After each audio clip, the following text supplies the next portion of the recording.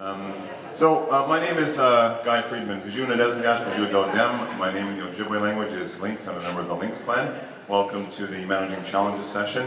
And up here we have Sean Loney, Darcy Wood, Nadia Begay, and Jeff Sear. The theme of this is as follows: no one said innovation would be easy. This session brings together speakers to share their trials, frustrations, and pivots on the path to social innovation.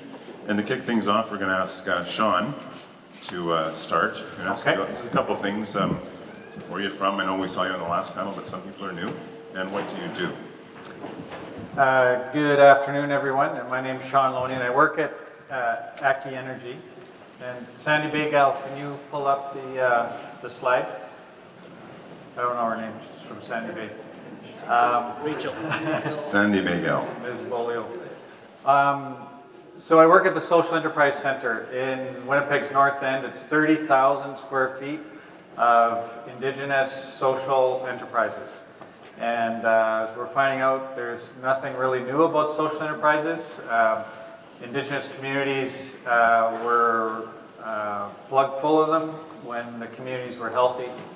Build was started in 2006 and has gone on to lower utility bills at 12,000 low-income households in Manitoba.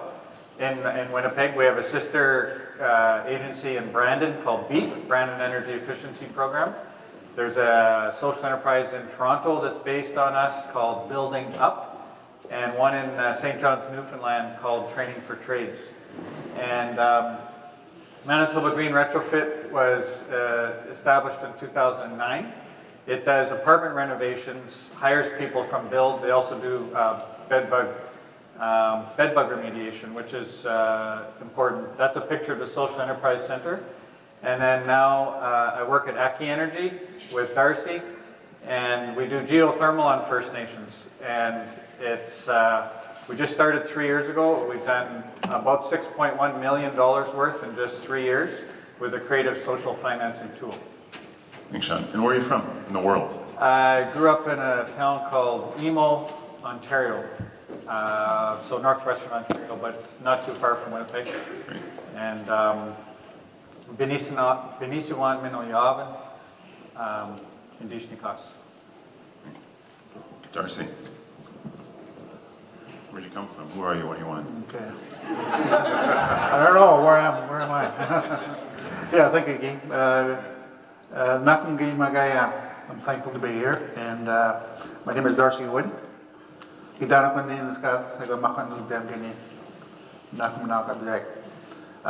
grew up in Garden Hill. Some of you still remember I was born in 1957.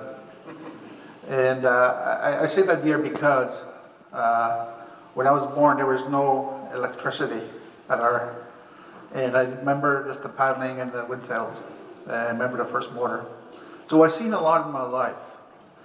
I first came out of the bush in 1972, and all I seen was pictures of the cities. So imagine a culture shock. My thinking was that everybody lived in apartment blocks, so there's no houses. Imagine. But I heard stories. My family and everybody's from Garden Hill. I am also the executive director. No, I just got a new title. I'm the CEO of Aki Energy. Now, CEO, everybody knows what that stands for. But it's not what you think. I'm the chief executive Ogama. Yeah. I got his card. CEO, Chief Executive Ogama. Thank you. I first met Sean through an application that we were trying to start a First Nation social enterprise, but we needed funding. And unfortunately, we didn't get it. We also met Kate. Kate's here. But we saw and noticed that we had an opportunity when the Manitoba government passed the Energy Savings Act, which was how Hydro rolled out their PACE program. So the three of us started Aki Energy. We went to Garden Hill thinking that we can be able to do some biomass. I went with Sean. I got to say something about Sean. Sean has ties in Garden Hill. His grandfather in the early 70s was a minister in Garden Hill. And he had some old pictures. So we went to the local TV station and showed him. And when we talk about our healthy food market, we had our first few healthy food markets at the local TV station. So it was more like a shopping channel. We had so it's very, I think Garden Hill is very, it's remote, isolated, a population of 4,000 people, and we decided to do something. We want to do something there. By a month, but we walked out of there with the medium at Social Enterprise. I'll stop there. Thanks. I have a question though about that. You talked about your culture shock when you came to the city. You've got to have different business development styles in Garden Hill than the city. And what were the challenges around that? How would you transfer the way you do business in Garden Hill? Okay, thanks that's a real good question. And I think Sean kind of mentioned and touched something here when you said First Nation people have always had social enterprises. Now, social enterprises benefits everybody. Benefits, and everybody has a contribution. It's owned by the community. Remember the fur trade? First Nation people had a very good economy, and they were because of the fur trade. Now imagine social enterprise, today's terminology of social enterprise, and the extended families that we had, people went out and harvested the furs. Everyone participated and everyone benefited. The male went out and set the traps, got the furred animals. The women tanned the hide. They were part of the whole thing. Even as a kid, I remember we had a role to play. My job then was to feed the sleigh dogs we had. And we went and learned how to set nets and rice. So my job was to feed our transportation. So that's the idea of social enterprise. In today's terminology, and the old economies we had, which is now totally collapsed. So we're starting to build on something that we already had. Okay. Thanks. All right, Nadia Duguay. Hi. Can't move.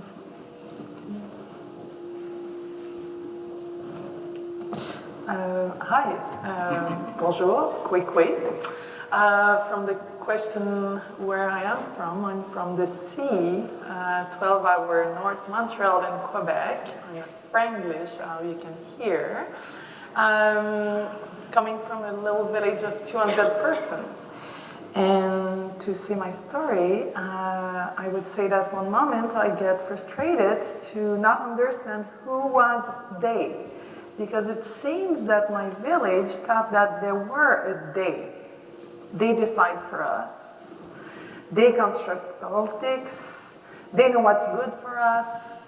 And they draw our own future instead of us doing it. So when I grew up, I built Mexico.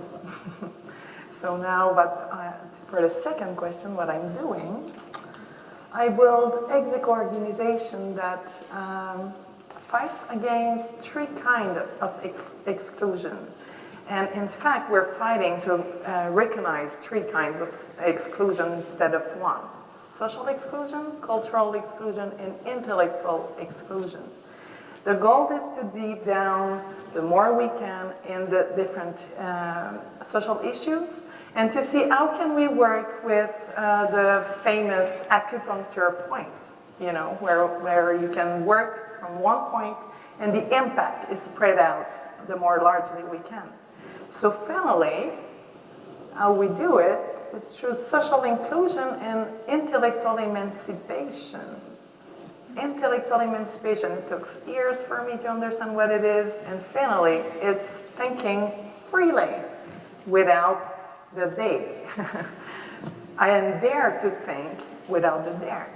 And how do we do it? Through different tools: critical thinking, social analysis, citizenship action.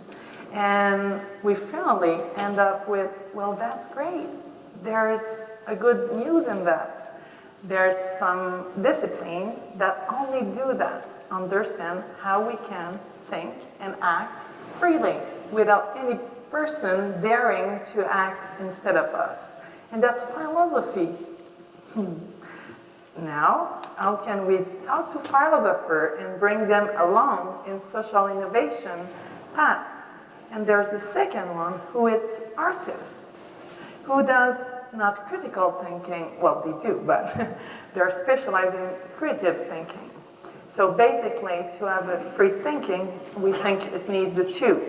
Logical thinking, sorry, the microphone. Logical thinking and creative thinking. Logical thinking bring you to have the tools of ordering your thought in a good dimension. And creative thinking is giving you the tools of seeing the world outside of what you know of that world. Being able to imagine yourself outside of what is already known. So we use the two of them and create now over 250 projects from that single thought. We're known for different kind of projects. We do in and out First Nation communities work through philosophy and art and critical thinking, like intellectual judo. We do courses of intellectual auto-defense, you know, being able to understand the different meaning of the world to be able to act in it. It ends up with just two little examples. We have a philosophic and cultural caravan for First Nation homeless in Montreal that runs everyday basis and that are linked with our networks of 12 different libraries for accessibility of knowledge in the shelters, in the day centers, that are linked with intellectual auto-defense courses in the shelters too. And each one of our different programs are linked like this.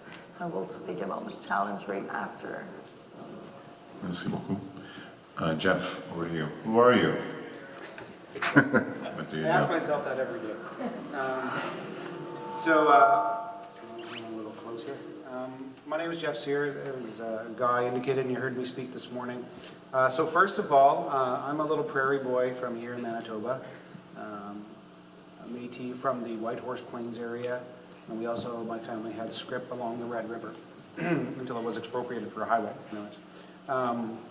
So that's the history where we come from. We work the fur trade, and we're in the buffalo staging grounds and are related into Cuthbert Grant and others that way. So that's who I am. I'm also a father of 5 somewhat little Métis children at this stage.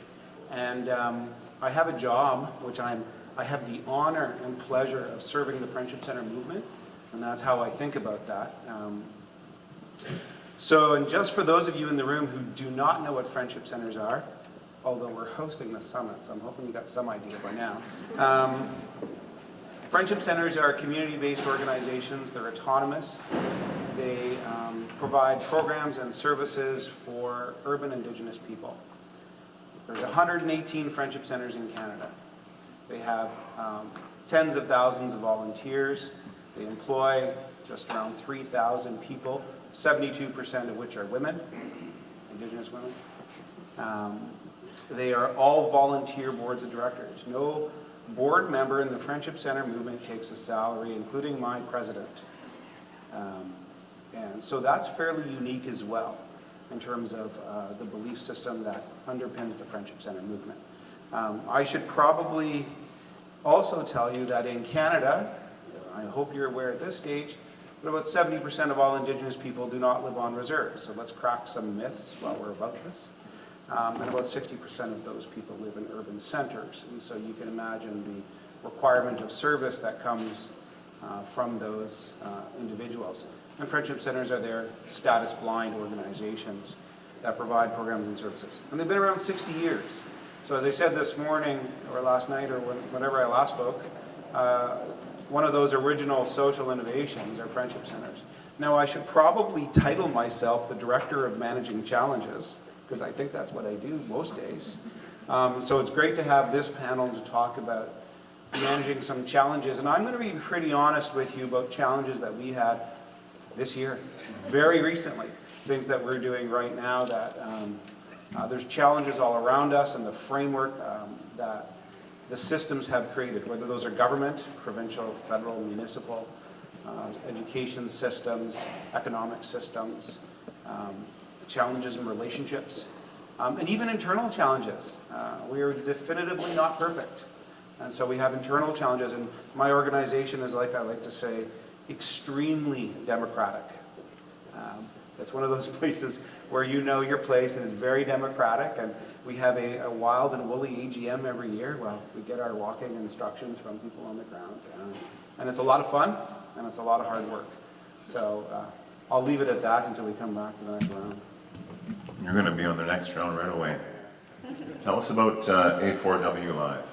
Okay. Speaking of challenges. Speaking of challenges, I didn't know it was going right away. You surprised me. So I think this audience is pretty aware that there's an epidemic of murdered and missing women in Canada. But in the Friendship Center movement, we like to say that there's an epidemic of violence against women and girls. It's more than murdered and missing. It's an epidemic of violence.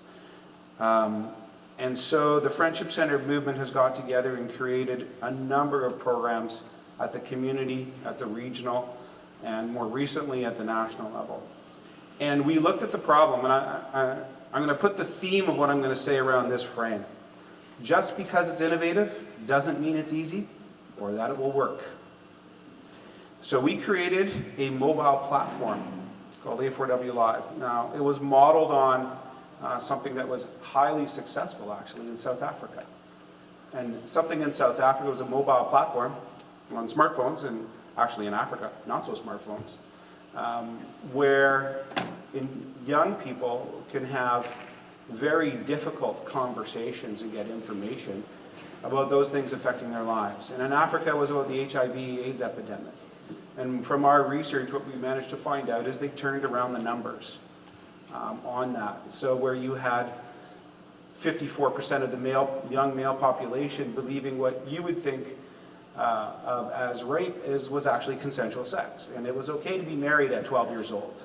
And social norms that were trying to be broken in the process of dealing with the HIV/AIDS epidemic. We borrowed the model. So here's a model thing and a challenge thing that comes out. We borrowed the model of that and have recreated it in the Canadian context for young Indigenous people. And some of you in the room will know it. Action for Indigenous Women Live, A4W Live. Please Google it on your smartphone. We focus tested with Aboriginal youth what they want to see in a mobile platform where they get information. So if you recall this thing called the I Don't Know More movement started about 3 years ago, which is really the grassroots groundswell against all kinds of systems. Youth were fantastically on social media. And I guarantee you all the Indigenous youth in this room, and in all the other rooms around here, are using social media, particularly Facebook, but Twitter, Instagram as well. And it seems to be a way of communicating. We did our research. I have 5 kids. I know what they're doing too. And so we recreated a place where a conversation and an online community can come together. Because Canada is very large. And there are a lot of different Indigenous people in Canada. And a lot of different ways of knowing and understanding. And so we crowdsourced from the Indigenous youth the articles by which they want to see. So guess what they wanted to see? In the spirit of honesty, they wanted to see sex, drugs, and rock and roll. Funny that, because that's where all youth are on those things. So they were interested in cultural appropriation used at music festivals like Coachella and others. They were interested in healthy sexual relationships. They were interested in a whole bunch of topics that people don't necessarily get the time and place to talk about those topics. So we created this platform, and it's been out since June 20th, National Aboriginal Day. We launched it simultaneously in Edmonton and in Winnipeg at the National Aboriginal Day, and it got off to a roaring success, a roaring start. So let's talk about the challenges with it for a second. So one of the challenges, if I was to be honest, is the older part of our community didn't really understand. Now, I don't want to define old because I'll put myself in that category, but if you're plus 30, your instincts on using social media are different, guaranteed different.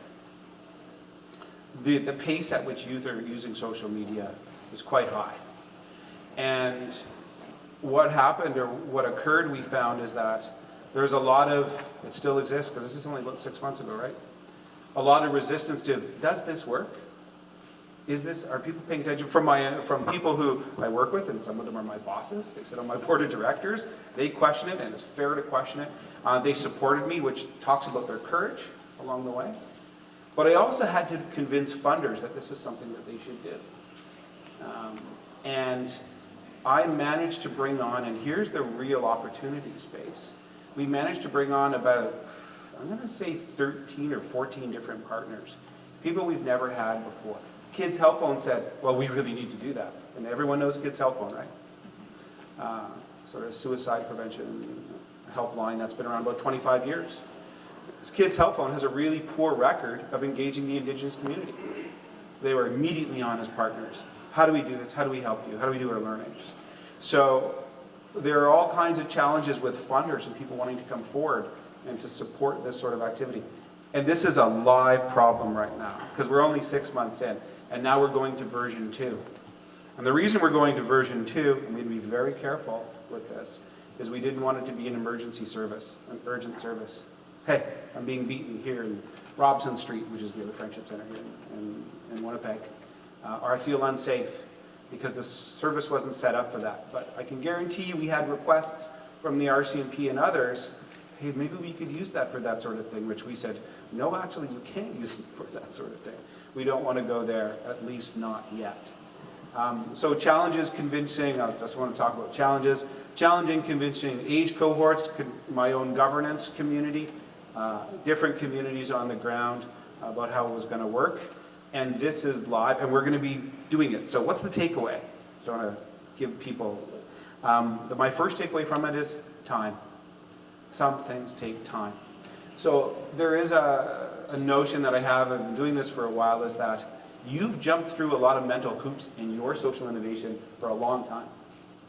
Other people haven't necessarily gone through that process, and then you're asking for them to go through that process very quickly, which you've taken a year to do. So it's just to note the time that's going to be involved and sort of the patience that's going to be required. The second notion is you need to listen. So we've been opening up, my team and myself and others, to listening to what people have to say, listening very hard to criticism and trying to address it on a moment-by-moment basis. I imagine we're going to see 4 or 5 versions of this thing before we're done. It's got increasing take-up, but we're even changing the nature of how it looks and where it goes. And the whole point of this is to have youth write. It's no good having the 45-year-old Indigenous bureaucrat write stuff on this. That's not going to be very engaging. So youth have been writing the articles, and we have to we have to build a cadre of young Indigenous writers. They're out there, but we have to engage and we have to build them and bring them. So that's a challenge that we're facing about content. So I'll share that part. I've got a whole bunch of challenges and other stuff, but And you're the Minister of Challenges. yeah. So, Nadia, you talked about cultural, intellectual, and social exclusion. You just heard Jeff say that the Children's Helpline primarily is an exclusionary system for some First Nations Métis kids. How do you apply the principles of social innovation to honor social, intellectual, and cultural inclusion so that you can include? Good question. Well, I'm one of your co-workers in management of challenge. In the beginning, I thought my first challenge was to make people understand why we were doing what we were doing. And then we did understand that we were just not speaking the same language. And from that thought, we were going along to a new learning session about translation.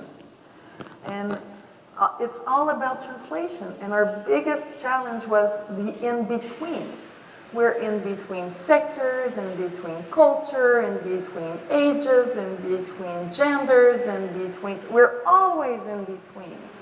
And it means that it needs always a translation. And everything is about acknowledgement, inter-reconnaissance for the only maybe one person that speaks French here. It's a really nice word that means everything. Inter-reconnaissance, inter-acknowledgement. How can we build a society that accepts to not speak the same language, that accepts to be always in the situation where you're in that mode of understanding and translating and accepting its difference? And can you... There's a principle that conducts, it's an ethical quote that conducts everything we're doing in Execo that was made to address the same challenge we were having. There we are. That we were having on the ground with our program, but also conducting everything. Our relation, our partnership relation, how we need to address government for change of politics, every situation. And for us, we do philosophy and art, it's presumption of equality of intelligence. And we were targeting this ethical quote like being the source. In fact, the opposite would be the source of our issue. The presumption of inequality of intelligence, if we're honest, is probably what is building our relation right now between everything, between different people, between culture, between... So if we're targeting the opposite, maybe we will get somewhere. So we build training on that. How can we conduct presumption of equality of intelligence? We're not saying we're equal of intelligence. In fact, we don't really care. It would be a lack of, it will be, we'll spare times of trying to prove that we're equal. But when you're presuming that you're equal to others, you don't have the same conversation at all. So with this in mind, we built and we were partners of the new politics on discrimination and racism done for First Nation and non-First Nation relation in Quebec. And one of our recommendations was every members of our government needs to have that training. Like, let's put it in an obligation to understand where you put the reset button to be for any relation with difference. And that's what we're doing. We're management of difference. And you're doing the same thing. The other big issues that we're facing is we're targeting systemic change. If we do so, at one moment we were like, okay, for the last 10 years we're doing project on one side. We're doing project on the ground. What are we saying by doing this? We're having our participant is in a situation of social exclusion. All of them. We're working with homeless, with people that are facing mental health issues, all of them. But I think we were fundamentally wrong. We can't continue if we're targeting systemic change. We need to widen our angle, like large angle. So we designed what we call the theory of social transformation. You can upload it on our website. It's a huge document, but I took one slide for you. Now we're trying to bring the knowledge of which change we're targeting for which level of society. And we target 4.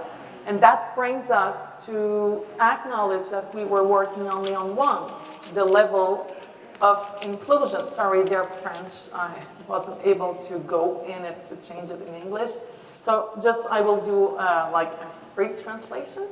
It's the level of inclusion working directly with population in situation of social exclusion.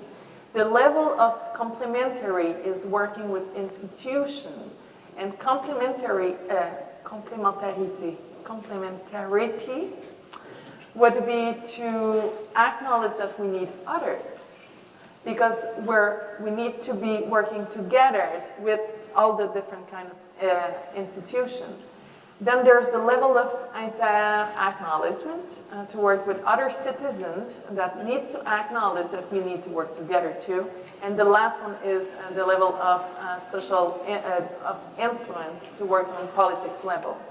This was our biggest challenge, is now how can we bring those knowledge to all our team, all our partners, all our collaborators, and work towards the same objective.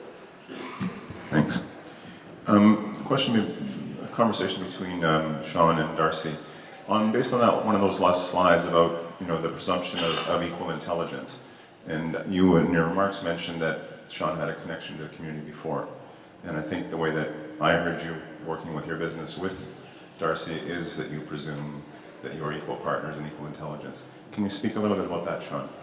Well, I think that in terms of challenges, the biggest challenge we have is that, well, two things. Governments, first of all, need to understand you have problems and you have problem solvers, and there's nothing connecting the two. So we need the infrastructure in order to do that, social financing mechanisms and so on.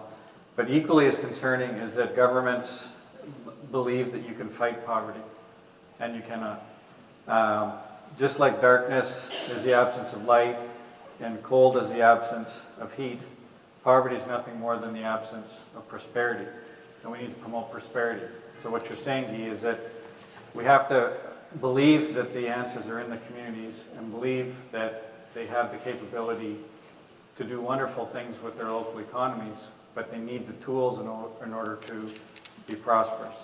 And that's a heck of a battle, because I think governments have to solve all problems, and they can't. They have to just make the conditions for those problems, for problem solvers to emerge and be successful. Thanks. Your thoughts on that, Darcy?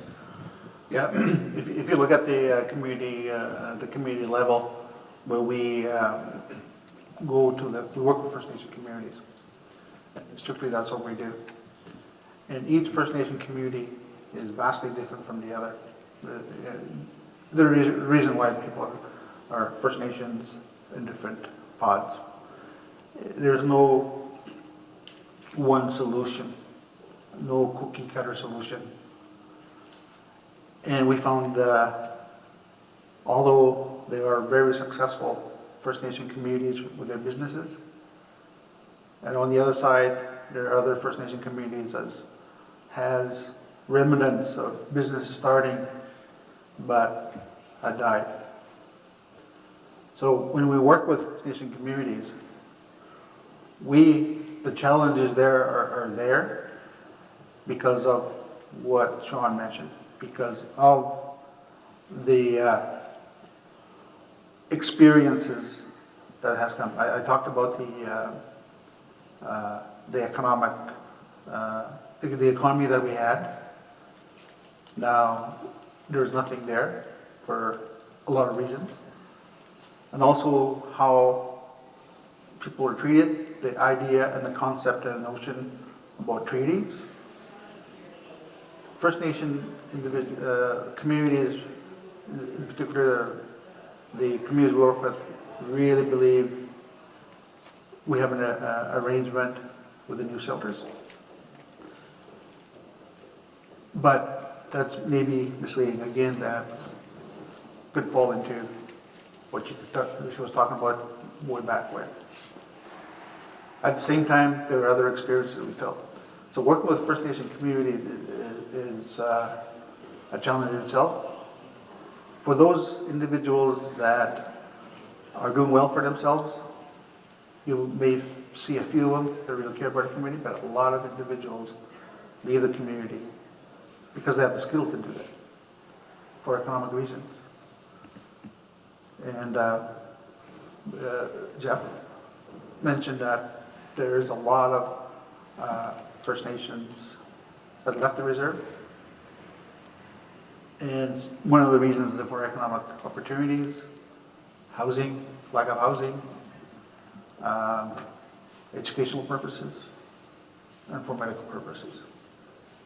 So those things we have to really work with. Those are the very main challenges that we're working on. So when we talk about business opportunities or social enterprise and First Nation communities that we work with, there's always other issues that we've asked to deal with. Housing for one. Although I've had a lot of experience in housing policy related stuff, but that's a very hard problem to tackle, and we need to be able to pull together what do we have with their own way of dealing, how they deal with. I say they because we work with everybody. How we would deal together and find solutions for those. So that's a very challenging point when you're talking with and working with First Nation communities. We got to keep in mind they're all different, all pretty different. Thanks, Darcy. On that, I wanted to tie that in, Jeff, with the work that you do in the urban Aboriginal strategy. And you have a comment first, so you go ahead. I was going to bring up that example. Anyway, Okay, so let me preface that with, as Darcy said, many people from the communities are coming into the urban centers, and then that presents a challenge to people who work in the urban centers on the ground, and largely in 114 centers, 118 centers across the country, it would be the NAFC. And just with this in mind, keep in mind that African American people in the United States came north where it was friendly, into the Detroits and Chicagos and New Yorks and you name it, and it looked like a good thing at the time. And it changed, as you know, what happened in some of those ghettos that we got in. Places around this country are coming south to the Winnipegs, to the Torontos, to the Vancouvers, and that's going to present some challenges. It's not all what it's cracked up to be when you get here sometimes from Garden Hill or Val-d'Or. Comments on that and the UAS strategy and how that work that you do and the challenges around that? Sure. The UAS strategy has been around late 1990s, but it radically changed about 2 years ago under a previous blue government federally. Now that we had a red government, we're hoping it's different. What happened in that process is the National Association of Friendship Center managed to negotiate a program where we administer on behalf of urban Aboriginal organizations, not just friendship centers. Because government is so bad at running programs, especially the federal government, they're really out of touch with communities. So my comment is around managing the challenges of that. Friendship Center, in order to do a program well, and it's a human service program, you need to be in the community. You need to be knee-deep in the community. So when I say the NAFC manages the program, I mean we administer it down to the next level of Friendship Center at a regional level, then down again to the actual community where people actually live and do actual things at that level. What we need in government program, what the challenge is, and I think Sean speaks to some of it, is, and it's important for the people in this room and in the other rooms who are working in the space of social innovation, is we need largely government to get out of the way. Now, one of the ways that they get in the way is in what we've commonly called the reporting burden, which is a problem across any number of programs. And the reporting burden to me is not the amount of reports. The reporting burden to me is they don't know what they want and they don't know how to ask for it. So Aboriginal organizations actually have to take the lead and say, this is actually what you need to know. So we have a part of that program, it's about $17 million worth, called the Urban Partnerships Program. And one of the streams is innovation and social economy. So we negotiated that about 2 years ago, and it has been unbelievably difficult to get government to even accept the reporting and understand it. It's been unbelievably easy to get communities to do projects on social innovation at a community level. They go, oh yeah, we've got this gap in service here, we've got a problem here, and we know exactly who we need to partner with to fix that problem. The unfortunate thing is the previous Conservative government said, let's call that economic participation, jobs and growth, jobs and growth. It doesn't fit reality, and we need to be honest about the reality of the situation when we do when we do these sort of programs. So what I'm saying is that the challenge here is we're going to have to help educate government officials. We're going to need to bring them in and sit them down, and my strong suggestion to anybody is, either when you're working with the Indigenous community or you're working with government, you work together. You bring them in so that the thinking is done together. Because I negotiated for a year, a negotiating team, and at the end of it, I'm pretty sure they still didn't understand what we were trying to achieve in changing the reality of Indigenous people on the ground. So the challenge is actually one of understanding. I suggest that everything be divested down as far as you can humanly get it into the community level. So community, so people like Sean and Darcy and others can actually go, hey, this is what we need to do. We need housing here where they can problem solve. Because I haven't met a person who doesn't want what we call the modswin, the good life. Anybody in this room would like to take a vacation and drive a better car and feed their children better and, and have a good life. We're all motivated by the same things and build their communities and build it for others and their families. So we need to have people in positions of authority or power not hoard the levers, as you would say, the levers to that inclusion. Yeah, thanks, Jeff. And that speaks to what the elder said this morning about community and where you're from. And it speaks to the relationship that you had through your father, through the people of Garden Hill, and how that relationship is important in building communities for Indigenous people and all Canadians, and that solutions rest with the community. So it is, it's pretty much 4 o'clock, and we're not going to have time for Q's and A's. You can think about this through the rest of the day. We're going to be asking you now to join us after this in the big hall in a few minutes for Wabigizik Rice. And let's hear it for these guys on managing challenges. Thank you, Sean, Darcy, Nadia, and Jeff. So I know you want to get home and walk through that blistering snowstorm or wherever you're staying, but take a few moments and come back into the big hall with us before you leave. Thanks, everybody. Thank you, panelists.